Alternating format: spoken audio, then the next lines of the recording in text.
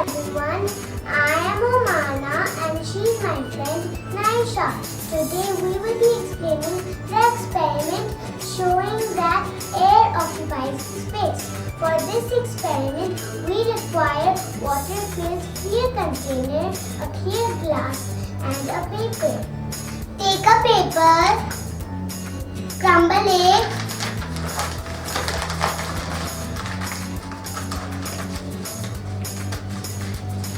and put it in the glass. Now push the glass under the water.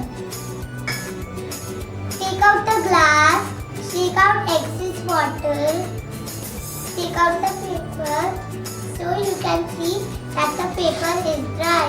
It is because glass was filled with air and there was no space for the water to enter the glass.